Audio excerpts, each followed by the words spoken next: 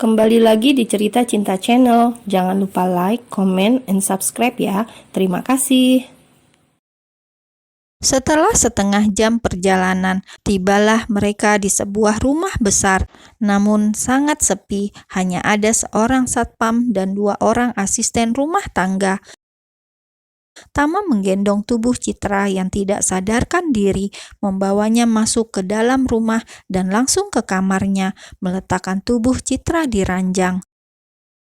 Kemudian Tama membuka heels yang dikenakan wanita itu. Saat Tama ingin beranjak keluar, memanggil salah satu asisten rumah tangga yang bekerja di rumah Citra, tiba-tiba Citra menarik tangannya. "Sayang, aku mohon jangan pergi, temani aku di sini malam ini saja," katanya dengan nada memohon. "Gak mungkin aku nginep di rumahmu. Sudahlah, sebaiknya kamu istirahat. Sekarang aku pulang," jawab Tama sambil melepaskan cengkraman tangan Citra dari lengannya. Namun tiba-tiba Citra bangun dan menghadang Tama agar tetap tinggal. Beberapa detik kemudian Citra langsung menempelkan bibirnya pada bibir Tama, kemudian beraksi di sana. Tangannya pun tak tinggal diam. Ia membuka resleting jaket yang dikenakan Tama. Tama langsung mendorongnya hingga Citra terbaring di ranjang. "Apa maumu, hah?" sambil mengelap bibirnya yang bau alkohol akibat ulah Citra. "Aku ingin kamu malam ini. Sudah hampir 2 tahun kita pacaran, tapi kenapa kamu tidak pernah sekalipun menyentuhku?" ucap Citra, kemudian menangis dan mengacak rambutnya. "Kamu gila ya? Kita kan belum menikah. Aku gak mau melewati batas," jawab Tama keras. "Kalau begitu, segera nikahi aku." "Kamu kira nikah segampang itu? Emangnya mama dan papa kamu yang kaya raya itu mau nerima aku yang cuma pengacara magang ini, hah?" Tama mencari berbagai alasan, padahal dia memang tidak berniat sedikit pun untuk menikahi Citra. "Itu bukan masalah bagi mereka. Yang penting aku gak kesepian lagi saat mereka tinggal ke luar negeri seperti ini. Bahkan mungkin mereka bisa memberikan salah satu perusahaannya ke kamu," jawab Citra sambil mendekati Tama lagi dan memegang pundaknya. Kemudian Tama menepisnya. "Emangnya aku lelaki matre? Gak segampang itu, Citra," jawab Tama. Kemudian langsung pergi dari kamar Citra dan mencari asisten rumah tangganya yang masih berada di dapur. "Bi, saya permisi dulu ya. Tolong dilihat-lihat ya Citranya. Siapa tahu dia butuh sesuatu. Dia juga sedang sedikit mabuk," kata Tama pada Bi Inah. "Iya, Den, gak nginap di sini, temenin Non Citra. Sepertinya dia sedang sedih dan kesepian karena sering ditinggal Tuan dan Nyonya," jawab Bi Inah. "Wah, maaf Bi, saya gak bisa. Saya permisi ya." Tama langsung pergi meninggalkan rumah tersebut dan 15 menit kemudian selama dalam perjalanan kembali dari rumah Citra, kemudian berhenti karena lampu merah. Dari kejauhan, Tama tak sengaja melihat seorang wanita yang menurutnya tidak asing, membawa sekantong plastik berwarna putih, sepertinya dari swalayan terdekat. Tama terus memperhatikan wanita yang tidak lain adalah Nabila, kemudian masuk menuju sebuah gang di antara pertokoan. Apa rumahnya di sekitar sini ya? Bu Irin menunggu Tama pulang karena penasaran dia menjemput Citra dari mana. Saat Tama masuk ke dalam rumah, "Dari mana kamu?" tanya Bu Irin tiba-tiba. Tama kaget karena tidak menyadari mamanya sedang berdiri di depan pintu kamar. "Loh, Mama kok belum tidur?" tanya Tama sebelum menaiki anak tangga. "Iya, Mama penasaran. Kamu jemput Citra dari mana?" "Dari bar, Mah," jawab Tama santai. "Hah? Apa dia habis minum-minum?" Bu Irin kaget mendengarnya. "Begitulah wanita yang Mama pilihkan untukku, anak sahabat Mama yang kaya itu. Dia hampir memperkosaku tadi," jawab Tama yang tidak bisa menyaring kata-katanya. Apa kamu bilang barusan? Bu Irin semakin terkejut dengan setiap kalimat yang dikeluarkan dari mulut Tama. Iya mah, dia maksa aku untuk, sudahlah mah, mama pasti paham. Maaf ya mah, sepertinya aku gak bisa lagi melanjutkan hubungan ini. Perasaanku ke Citra masih sama, aku gak bisa dan gak bakal jatuh cinta sama dia mah, katanya sambil menaiki anak tangga satu persatu dengan pelan. Bu Irin hanya bisa terdiam mendengar semuanya penjelasan Tama. Sekilas tentang Citra. Citra adalah anak dari sahabatnya Bu Irin, yaitu Bu Miranda. Persahabatan mereka terjalin dari masa belia hingga masa sekarang. Bahkan sejak mereka berdua belum menikah, mereka sudah bercita-cita untuk menjadi besan suatu saat nanti.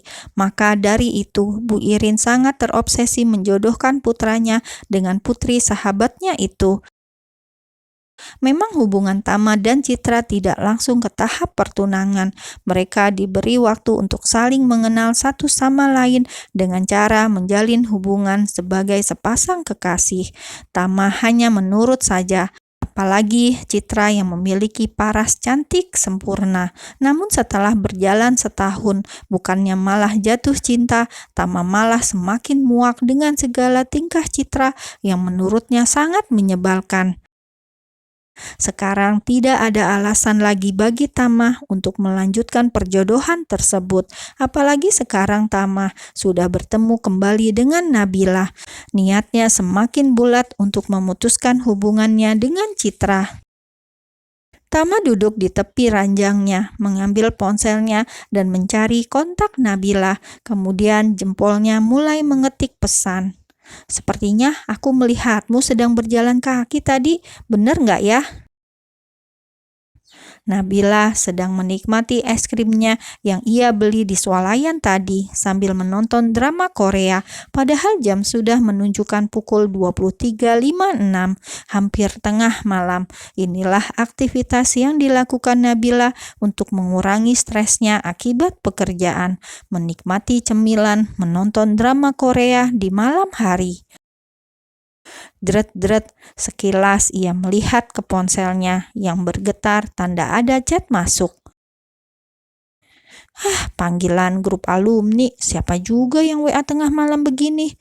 Katanya yang enggan melihat ponselnya karena masih ingin menikmati es krim yang ada di tangannya dan matanya tetap fokus ke layar laptopnya, menonton drama Korea yang berjudul VIP yang diperankan oleh Jang Nara.